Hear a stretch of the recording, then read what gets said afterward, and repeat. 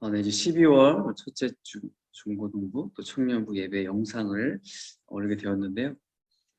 원래는 이제 12월 첫째 주부터 중고등부 예배에도 같이 이제 중고등부실에서 예배를 드리려고 준비를 했었어요. 그래서 오늘 또 선생님들 또 집사님 권사님도 오셔가지고 식당이랑 또 중고등부실이랑 아침부터 오후까지 청소를 깨끗이 해놨거든요. 그런데 또 상황이 오늘 또 이번 주는 또 비대면으로 드려야 되는 상황이 되었어요. 단톡에 올린 것처럼 어쨌든 여러분들 조심하고 우리가 다음 주에는 좀 모일 수 있기를 같이 바라고 기대했으면 좋겠습니다. 우리 이 시간에 함께 찬양 드립니다. 우리 그 사랑 얼마나. 이제 12월 달은 또 예수님께서 오시는 날이 있는 날이잖아요. 11월 한 달 동안은 더 많이 예수님을 생각하고 더 많이 예수님을 사랑하고 그 사랑을 표현하는 우리가 되었으면 좋겠어요. 우리 함께 찬양 드립니다. 다 표현 못해도 나 표현하리라. 다 고백 못해도 나 고백하리라. 다 알 수 없어도 나 알아가리라. 다 닮지 못해도 나 닮아가리라. 다 표현 못해도 나 표현하리라. 다 고백 못해도 나 고백하리라.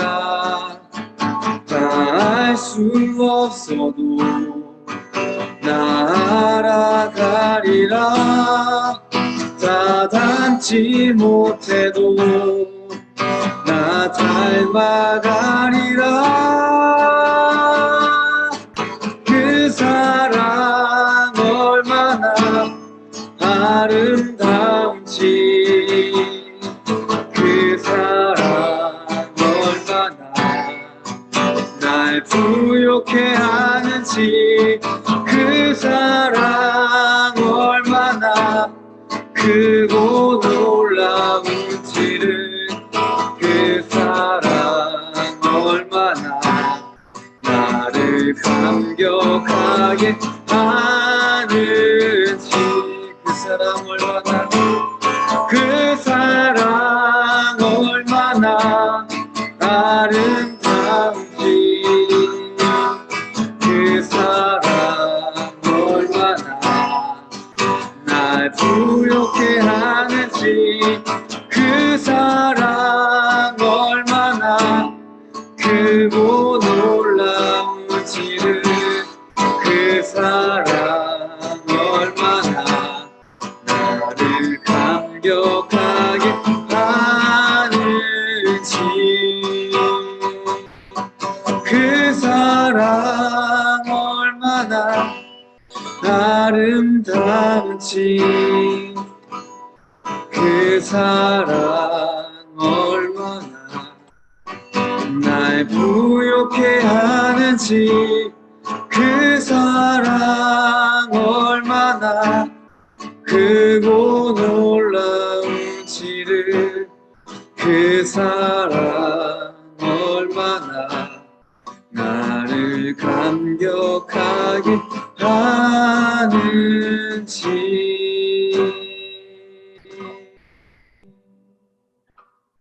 아멘. 우리가 이제 2주 동안 그 솔로몬에 대해서 같이 살펴봤는데요. 오늘은 이 솔로몬에 대해서 이제 마지막으로 살펴보도록 할 건데요. 이 솔로몬을 보면 처음엔 하나님 앞에 굉장히 겸손하고 또 자신보다 백성을 먼저 생각했던 그런 왕이었어요.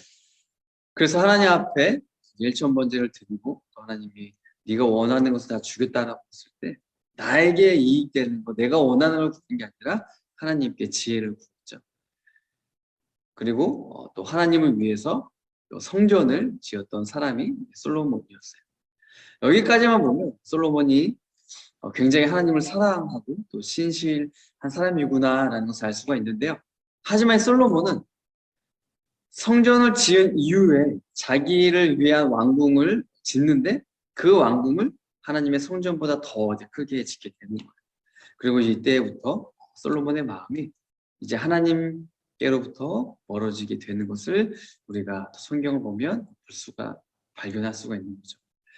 게다가 이 솔로몬을 보면 너무나도 많은 이방 여자들을 자기 아내로 삼고 또 자기의 첩으로 삼았어요. 오늘날은 우리가 상상할 수조차 없는 많은 여인들을 솔로몬이 거느렸는데요. 열왕기상 이제 11장 3절을 보면 솔로몬의 후궁이 700명이나 되었고 또 첩이 300명이나 되었다라는 거죠. 그러니까 무려 1000명이나 되는 여자를 자기 곁에 두었던 거예요. 우리나라도 역사를 보면 이제 의자 왕이 3000명의 여자를 거느렸다고 하는데 솔로몬도 이해 못지않죠. 1000명이나 되는 여자를 자기 곁에 두었어요. 자, 그렇다면 왜 솔로몬은 이렇게 많은 여자들을 자기 곁에 두었을까요? 그 이유는 뭐냐면 이스라엘 주위에 이제 다른 여러 나라들이 있었잖아요. 근데 그런 나라들이 이제 솔로몬이 지혜롭다라는 거 소문을 듣고 솔로몬한테 와서 이제 그 지혜를 듣고 배우려고 했던 거죠. 그리고 솔로몬과 또 이스라엘과 어떻게 하면 좋은 관계를 유지할까를 더 노력했었던 것들이 주위의 나라들의 상황이 있어요. 왜냐하면 하나님이 그 이스라엘 나라를 굉장히 강한 나라로 세워주셨기 때문이죠. 그러니까 솔로몬 역시도 다른 주위의 나라들이 자기들과 좋은 관계를 맺자라고 계속해서 요구를 하니까 솔로몬도 그래, 우리가 전쟁하지 말고 좋은 외교의 관계를 맺고 서로 교류하자라고 하면서 그런 외교적인 정책 때문에 택한 게 뭐냐? 정략 결혼을 선택을 했던 거죠. 그래서 많은 여자들을 솔로몬에게 보내고 솔로몬은 그 여자를 나의 아내, 나의 첩으로 삼으면서 그 나라와 좋은 관계들을 맺어왔었던 거예요. 이러한 솔로몬의 모습은 정말로 우리가 인간적으로 보면, 세상적으로 보면 정말 외교를 정말 잘하는 그런 왕으로 볼 수가 있어요. 전쟁 없이 또 그런 잡음 없이 또 그러한 부딪힘 없이 정말 여러 나라들과 두루두루 친하고 좋은 관계를 맺었다. 정말 외교를 잘하는 왕이었고 또 나라를 잘 다스리는 탁월하고 그런 위대한 왕으로 볼 수 있는 왕이 솔로몬의 왕이죠. 누가 봐도 기념비를 세울 만한 업적을 세운 인물이 아마도 솔로몬이지 않을까 우리가 생각을 해볼 수가 있죠. 하지만 우리 솔로몬은 좀 하나님 입장에서 보자는 거죠. 신앙적인 입장에서 보면 과연 솔로몬의 모습이 옳은 모습인가? 과연 우리가 본받을 만한 그런 모습인가로 봤을 때는 전혀 그렇지 않다는 거죠. 오히려 하나님 입장에서 봤을 때는 솔로몬의 이러한 모습은 굉장히 진노하실 만한 그러한 모습인 거죠. 왜냐하면 솔로몬은 결국에는 많은 여자들을 내 곁에 두고 다른 나라들과 그런 외교의 관계를 맺은 것은 결국에는 하나님보다 누구를 더 바라보고 의지했던 다른 나라의 왕들을 더 의지하고 바라본 그런 모습들을 이 솔로몬에게서 발견할 수가 있기 때문에 지금 이런 솔로몬의 모습은 결코 신앙적이지가 않은 거죠. 게다가 더 큰 문제는 뭐예요? 솔로몬이 이제 많은 이방 여자들을 아내로 삼았는데 그 이방 여자들은 어떤 여자예요? 하나님을 믿는 여자가 아니죠. 다른 신들을 섬기는 여자들. 그러니까 그런 여자들을 가까이 두고 생활하다 보니까 그 여자들이 섬기는 그 신들을 솔로몬 역시도 조금씩 마음을 빼앗기게 되고 같이 섬기게 되는 거예요. 하나님께서는 지금 이 이스라엘 나라가 세워지기도 전에 그리고 이스라엘 백성들이 가나안 땅을 정복하고 정착하기도 전에 이미 광야에서 이스라엘 민족들에게 하나님께서 분명하게 하신 말씀이 있어요. 그게 뭐냐면 열왕기상 11장 2절 말씀인데요. 제가 한번 읽어볼까요? 자, 열왕기상 11장 2절에 뭐라고 되어 있냐? 여호와께서 전에 이스라엘 백성에게 이렇게 말씀하셨습니다. 너희는 다른 나라의 백성과 결혼하지 마라. 그들과 결혼하면 그들이 너희의 마음을 돌려놓아 너희가 그들의 우상을 섬기도록 만들 것이다. 그러나 솔로몬은 이 여자들과 사랑에 빠졌습니다. 여기 2절에 보면 여호와께서 전에 이스라엘 백성에게 말씀하셨습니다. 그러니까 그 전에 백성이 말씀해 주셨는데 그 때가 언제냐? 바로 광야에서 하나님의 말씀을 해주셨다는 거죠. 어떤 말씀해 주시는 거예요? 다른 나라의 백성들과 결혼하지 말라라고 말씀해 주신 거예요. 그 내용이 이제 신명기 7장에 있는 건데요. 자, 신명기 7장 4절에 보면 하나님이 이렇게 말씀해 주셨죠. 그 백성들은 여러분 자녀를 여호와에게서 떼어 놓을 것이고 여러분 자녀는 다른 신들을 섬기기 시작할 것이요. 그러면 여호와께서는 여러분에게 진노하실 것이고 여러분을 멸망시킬 것이요. 라고 하나님이 이미 광야에서 백성들이 말씀해 주신 거예요. 그런데 지금 솔로몬의 모습은 뭐예요? 하나님께서 이미 광야에서 말씀해 주신 그 말씀을 지키지 않은 거죠. 그래서 열왕기상 11장 2절에서 말씀해 주는 하나님이 전에 신명기의 말씀을 통하여서 백성에게 분명히 말씀해 주셨다. 다른 여자들과 결혼하지 마라. 왜? 그 여자들은 하나님에게서 떼어놓을 것이다. 그리고 하나님이 아니라 다른 신들을 섬기기 때문에 결혼하지 말라라고 말씀을 주셨는데 지금 이 솔로몬의 모습을 보면 어떠냐? 하나님의 경고를 무시했다라는 것을 우리들에게 보여주고 있는 거죠. 하나님은 그 이방 나라의 여자들이 섬기는 그 신들, 또 이방 남자들이 섬기는 그 신들을 이스라엘 백성들이 하나님의 자녀들이 섬기게 될 것을 우려하셨던 그러한 위험성을 아셨기 때문에 이미 광야에 있을 때부터 어떻게 보면 가나안 땅에 들어가기 전이었기 때문에 아직은 백성들에게는 현실이 되지 않는 거죠. 그런데 가나안 땅에 들어가면서부터 이제 이스라엘 백성들이 현실이 되는 거예요. 그 정복을 했지만 남아있는 그 민족들이 있었잖아요. 그냥 그들을 다 완전히 없애고 했어야 되는데 백성들이 그렇게 하지 못했고 그들을 같이 살다 보니까 점점 그들과 또 교류를 하게 되고 또 솔로몬 왕 때 완전히 솔로몬은 열린 마음으로 모든 이방 여자들을 다 불려 들었던 거죠. 그리고 아니나 다를까 하나님께서 우려하셨던 일이 현실로 벌어지게 된 거예요. 자, 그렇기 때문에 이 경고의 메시지를 주셨지만 솔로몬은 듣지 않았죠. 듣지 않고 1000명이나 되는 그런 많은 여자들을 자기의 곁에 두게 된 거예요. 그리고 결국에는 하나님께서 경고하신 대로 솔로몬의 마음이 어떻게 되었을까요? 솔로몬의 마음이 완전히 멀어지게 되었어요. 3절과 오늘 본문 3절과 4절에서 분명하게 보여주고 있어요. 자, 3절 4절 보면 솔로몬은 700명의 후군과 300명의 처를 두었습니다. 솔로몬의 아내들은 솔로몬의 마음이 하나님으로부터 멀어지도록 만들었습니다. 자, 또 4절 볼까요? 솔로몬이 늙어감에 따라 이 아내들은 그의 마음을 돌려 다른 우상들을 섬기게 했습니다. 솔로몬은 그의 아버지 다윗처럼 여호와를 참되게 섬기지 됐습니다. 또 이제 이후의 말씀들을 보면 솔로몬이 또 어떠한 일까지 하게 됐냐면 지금 이제 3절, 4절 말씀을 통해서 솔로몬의 마음이 이미 돌아섰죠. 하나님에게로 돌아서서 이방 신들에게 돌아섰죠. 그러고 나서 또 한 일은 뭐냐면 많은 이방 여자들이 있잖아요. 그들이 이방 신들을 섬기는데 그 이방 신들을 섬길 수 있는 산당을 직접 지어줘.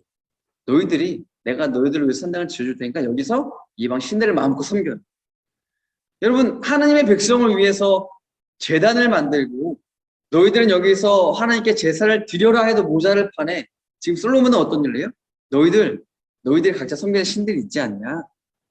너희들을 위해서 내가 산당을 지어줄게. 마음껏 너희들을 위한 신들을 그곳에서 섬겨라. 라고 하는 거죠. 솔로몬의 마음이 하나님에게서 떠났어요. 다른 신들에게로 그 마음이 돌아가게 됩니다. 그래서 성경에 보면 그들이 섬기는 신들 중에 대표적인 신들의 이름이 나와요. 아스다로스 섬기고 또 암몬 사람들이 섬기는 밀굼과 또 몰렉을 섬기게 되죠.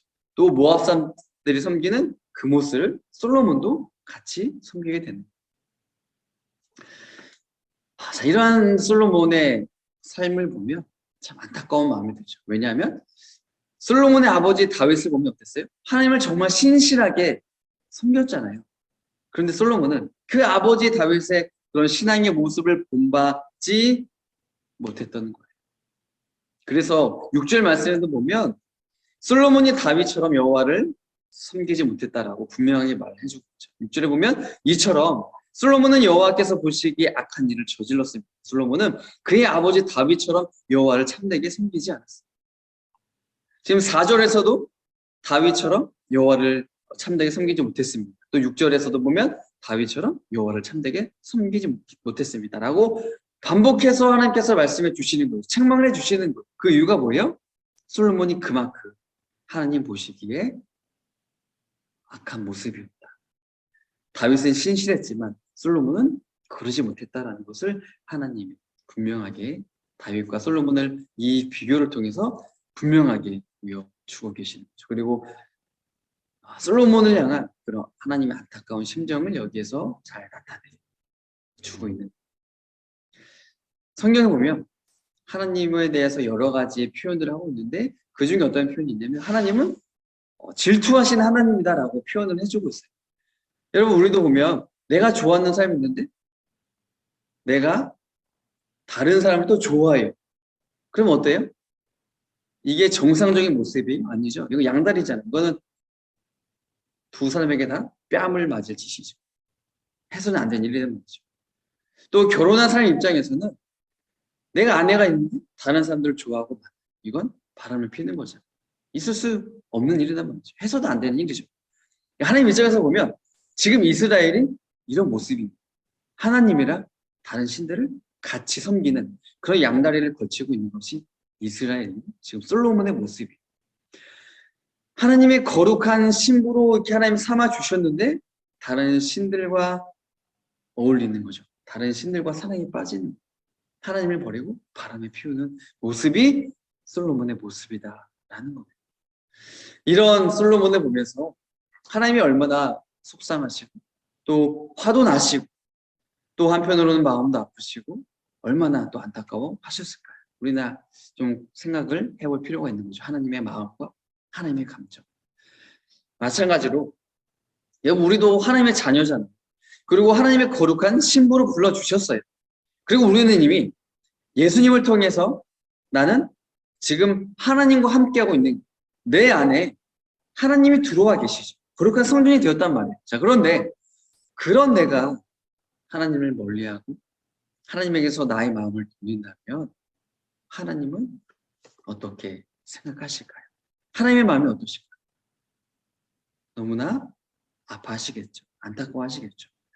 하나님께서는 오늘 본문에 보면 솔로몬에게 2번이나 나타나셔서 다른 신을 섬기지 말라라고 분명하게 그 경고의 말씀을 주셨고 동시에 기회를 주신 거예요. 솔로몬아 그러면 안 된다. 솔로몬아 제발 정신 차리고 돌아와라. 너의 이 이방 신에게 뺏겼던 마음, 이방 신을 향하는 그 마음을 다시 나에게로 가지고 와라라고 하나님의 경고의 메시지를 주셨단 말이죠. 기회를 주신 거예요. 하지만 솔로몬은 하나님의 경고해 주시고 기회를 주셨음에도 불구하고 하나님을 따르지 않았어요. 그 마음을 하나님께 돌이키지 않았어요. 자, 그 결과가 뭐예요? 자, 11절 말씀에 보면 그래서 여호와께는 솔로몬에게 너는 나와 맺은 언약을 어기고 내 명령을 따르지 않았다. 그러므로 나는 내 나라를 너에게서 빼앗아 내 신하에게 줄 것이다. 우리가 이스라엘 역사를 보면 원래 하나였었잖아요. 하나였던 나라가 누구 때에 나눠져요? 솔로몬의 아들 때의 남유다와 북이스라엘로 나뉘어지고. 이건 누구의 잘못이에요? 바로 솔로몬 때문이에요. 솔로몬이 이러한 죄를 짓지 않았으면 이스라엘 나라는 계속해서 하나로 되었을 거예요. 그런데 바로 솔로몬 때문에 하나였던 이스라엘 갈라지는 분열이 되는 그런 비극을 맞이하게 되었던 거죠. 이뿐만이 아니에요. 여러분 다윗 시대 때문은 그 이스라엘 주위의 나라들이 이제 이스라엘에게 함부로 덤비지 못했어요. 왜요? 하나님이 다윗과 함께 하시고 하나님이 이스라엘과 함께 해주셔서 지켜주시니까 그들이 이 이스라엘에게 전쟁을 걸어도 이길 수가 없는 거예요. 분명히 이길 수 있는 전략이 있었고 이길 수 있는 그런 군사력이 있었는데 이상하게 이스라엘을 공격하면 정말 말도 안 되게 계속해서 지게 되는 거죠. 그러다 보니까 어떻게 해요? 다른 나라들이 이스라엘을 건드리지 못해요. 함부로 하지 못해요. 야, 저 나라는 건드리면 안 되겠다. 하나님이 함께하는군요. 하나님 때문에 우리가 전쟁에서 이길 수가 없다. 그러니까 이스라엘을 두려워하고 무서워하기 때문에 아무도 건드리지 못해요. 그러니까 다윗 시대 때는 이스라엘이 평안했어요. 아무도 싸움을 걸지 않아요. 하나님이 그 가운데 함께 해주시고 지켜주시기 때문이라는 거죠. 이러한 이스라엘의 평화를 보면 솔로몬의 그 초기 통치 시까지도 계속해서 이어졌어요. 하지만 솔로몬이 하나님의 말씀을 계속해서 듣지 않고 결국에는 그 마음을 돌려서 이방 신들을 숨기게 됨으로써 이스라엘의 평화가 깨어지게 되었어요. 하나님께서는 주위의 나라들을 이제 일으키시는, 그래서 이스라엘을 공격하게 하고 그들을 미워하게 하셨고 괴롭게 하도록 하나님이 그 이스라엘을 고통스럽게 해주셨어요. 누구 때문에 지금 이 일이 벌어진 거예요? 여러분, 한 사람이에요. 한 사람. 솔로몬 한 사람 때문에 지금 이스라엘이 그동안 평안했지만 이제는 주위의 여러 나라들이 모두 다 이스라엘을 공격한 너무나 괴로운 시간들을 보내게 됐죠. 그리고 더 나아가서는 솔로몬의 아들 때에 그 하나였던 이스라엘이 완전히 갈라지게 되는 그런 아픔까지도 일어나게 되는 것이 바로 솔로몬 한 사람 때문에 벌어진 일이라는 거예요. 솔로몬의 그 죄가, 솔로몬이 하나님을 사랑하지 않고 다른 신들을 사랑하는 그 악한 모습이 하나님 보시기에 얼마나 마음 아파하셨는가, 하나님 보시기에 얼마나 싫으셨는가를 우리는 이러한 것들을 통하여서 분명하게 알게 되는 거죠. 그래서 오늘 이 본문의 핵심을 보면 마음. 여러분, 솔로몬은 하나님을 위한 성전을 완공한 후에 이런 기도를 했어요. 정말 멋진 기도를 했거든요. 어떤 기도를 했냐면 열왕기상 이제 8장 61절 말씀인데요. 그런즉 너희의 마음을 우리 하나님 여호와께 온전히 바쳐 완전하게 하니 오늘과 같이 그의 법도를 행하며 그의 계명을 지킬지어다. 성전 완공이 되었잖아요. 솔로몬이 백성들에게 말하는 거예요. 여러분, 우리의 마음을 하나님께 온전하게 드려야 합니다. 그래서 우리가 하나님의 말씀을 완전하게 지키면서 살아가야 됩니다. 라고 백성들에게 너무나 멋진 그런 말을 했어요.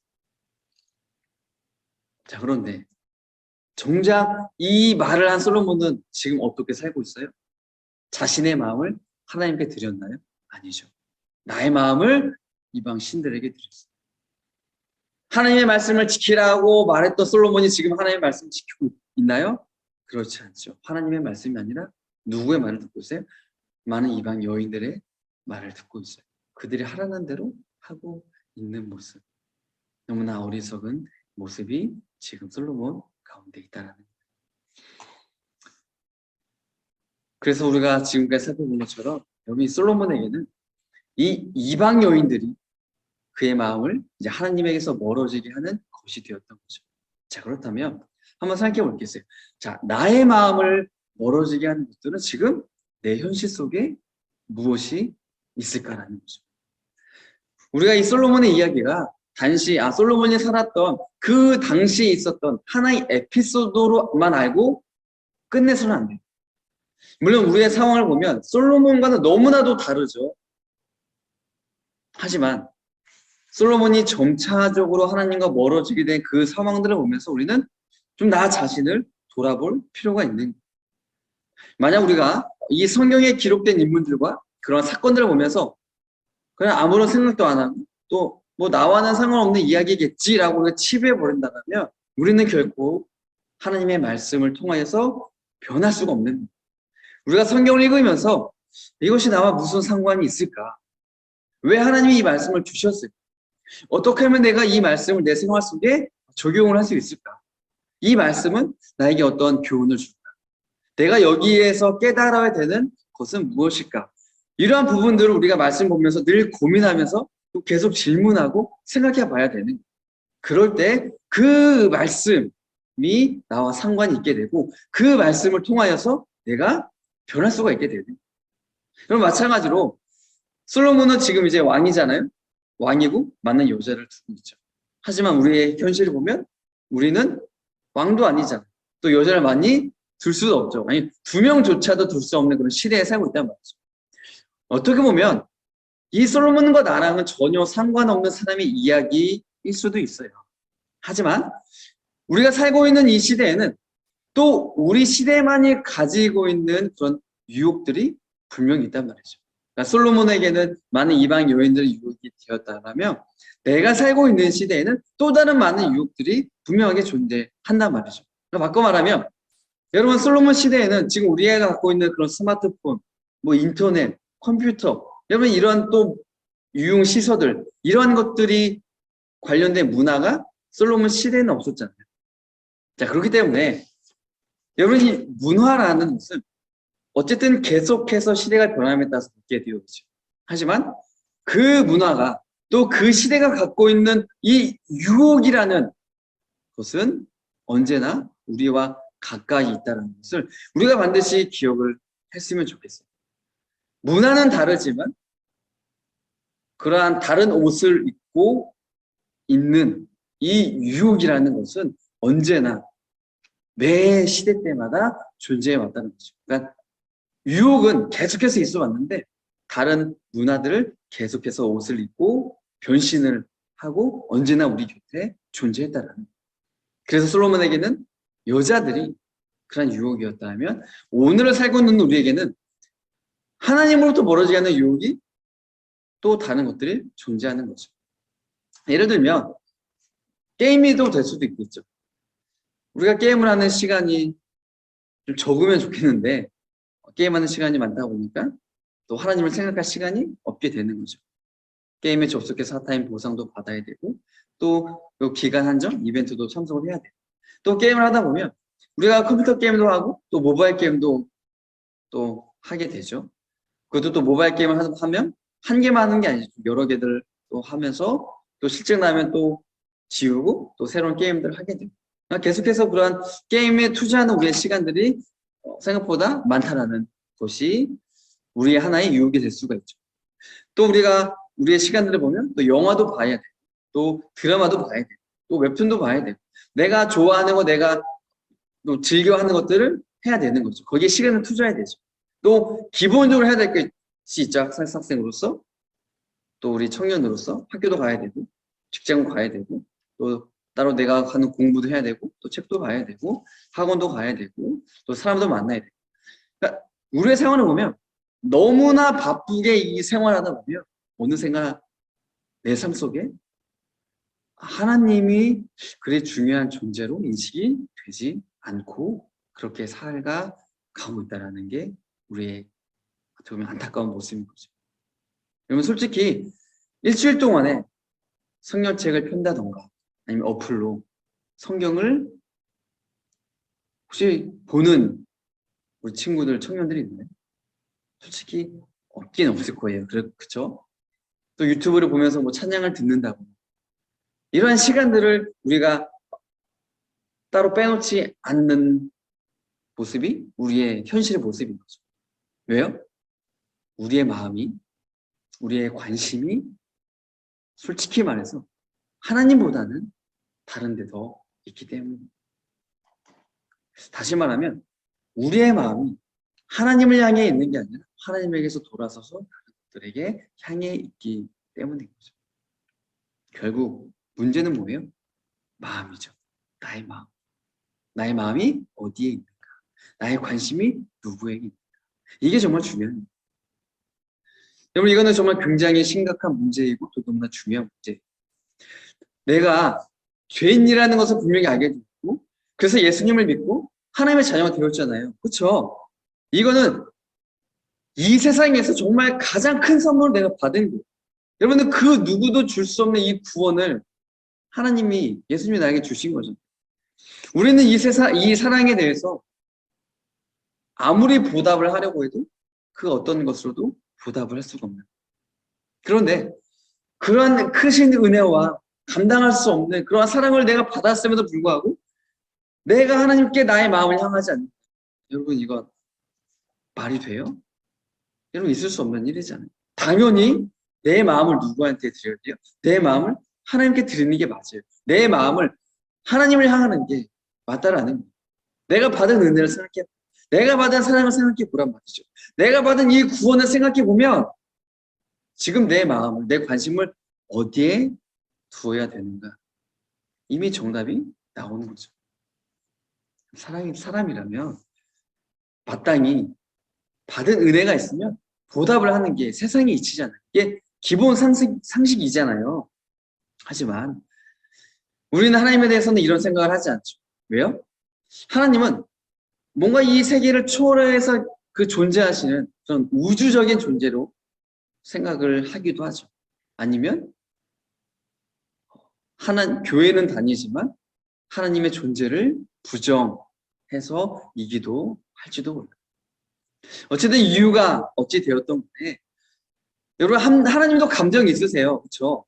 여러분 나한테 정말 관심이 많으신 분 하나님이세요. 내가 어떤 말을 하는지, 내가 어떤 표정을 짓는지, 내가 어떤 행동을 하는지, 내가 어디를 가고 누구를 만나고 내가 무엇을 하든지, 또 내가 어떤 대화들을 하는지, 지금 내 감정이 어떤지, 내가 어떤 생각을 하고 있는지, 나의 정말 가장 작은 부분들까지도 세밀하게 살피시고 또 거기에 대해서 반응하시고 정말 궁금해하시는 분이 여러분 내가 믿는 하나님이세요.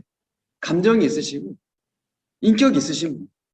그래서 우리가 하나님을 표현할 때 인격적인 하나님이라고 이렇게 부르잖아요. 인격적인 예수님이라고 부르잖아요. 여러분 하나님은 저 하늘에 계신 나와 멀리 떨어져 계신 그런 멀리 계신 분이 아니에요.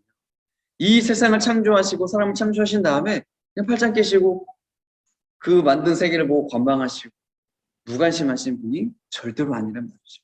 오히려 나보다 나를 가장 잘 알고 계시는 분이 하나님이시죠. 나에게 정말 큰 관심을 계시는 분이 하나님이세요. 그래서 우리가 여기에 대해서는 좀 하나님에 대해서 오해하지 않았으면 좋겠어요. 아, 나한테 관심이 있으시구나. 아, 지금 하나님의 마음은 하나님의 그 눈길은 나에게 쏠려 있구나. 우리는 이것을 분명하게 알았으면 좋겠다는 말이죠. 자, 그렇기 때문에 오늘 하나님께서 이 솔로몬에게 그리고 이 이스라엘 백성들에게 그 더 나아가서는 저와 여러분들에게 원하신 것이 무엇이에요? 마음이라는 거죠. 마음. 하나님은 내 안에 계시죠. 우리가 살아갈 때 정말 내 마음으로 내 안에 계신 하나님을 좀 느끼고 경험하고 그 하나님을 더욱더 사랑하고 이제는 그 하나님께 나에게 이 구원의 선물을 주신 하나님께 나의 온 마음을 온전하게 드렸으면 좋겠어요. 솔로몬이 백성들에게 했던 말씀 있잖아요. 그런즉 너희의 마음을 우리 하나님 여호와께 온전히 바쳐 완전하게 하여 오늘과 같이 그의 법도를 행하며 그의 계명을 지킬지어다. 여러분 이 세상은 하나님으로부터 멀어지게 하는 것들이 너무나 많이 있죠. 또 하나님을 생각하지 못하도록 하는 상황들이 너무나 많이 있어요. 하나님께 내 마음을 향하지 못하도록 하는 많은 유혹들이 차고 넘치는 게 우리가 살고 있는 세상이에요. 하지만 여러분 절대로 나의 마음을 하나님에게서 돌리지 말고 또 하나님에게서 절대로 떠나지 말고 끝까지 나의 마음을 지켜서 하나님만 사랑하고 또 나의 마음을 하나님께 온전히 바치고 하나님의 말씀대로 잘 순종하면서 살아가는 우리 중고등부와 우리 청년부가 다 되었으면 좋겠습니다. 제가 잠시 기도할게요. 사랑의 하나님 감사합니다. 오늘 솔로몬의 변질된 모습, 솔로몬의 또 타락한 그 모습 속에서 오늘 하나님께서 우리에게 원하시는 것이 무엇인지 발견하게 됩니다. 하나님이 정말 우리에게 원하시는 것 바로 나의 마음입니다. 하나님, 내가 나의 마음으로 하나님을 사랑하고 있는지 돌아봅니다. 나의 마음으로 내 안에 계신 하나님을 내가 느끼고 있는지 주님 돌아봅니다. 내가 살아가는 그 생활 속에서 나의 마음이 하나님께 있는지, 나는 나의 마음을 하나님께 드리고 있는지, 나의 관심을 하나님께 두고 있는지 다시 한번 생각해 봅니다. 너무나 그동안 하나님을 잊고 살았고 많이 생각하지 못했고 또 나의 마음의 많은 부분 다른 것에 우리가 드리고 다른 것에 신경을 썼다면 오늘부터 나의 마음을 원하시는 그 하나님께 나의 마음을 온전하게 드릴 수 있는 중고등부와 청년부가 다 될 수 있게 도와주세요. 그래서 그 마음을 받으시는 그 하나님과 마음을 나누고 그 하나님과 교제하고 그 하나님 안에서 하나님의 말씀을 지키면서 살아갈 수 있는 우리 중고등부와 청년부가 될 수 있게 도와주세요. 이제 12월 달입니다. 이 한 달 또 예수님께서 이 땅에 오신 나를 더욱더 기억하면서 매 순간순간을 예수님을 기억하고 예수님께 나의 마음을 드리고 예수님을 더욱더 사랑하면서 살아가는 그런 12월 달 한 달에 다 될 수 있도록 하나님의 은혜를 더해주세요. 감사하며 예수님의 이름으로 기도드립니다.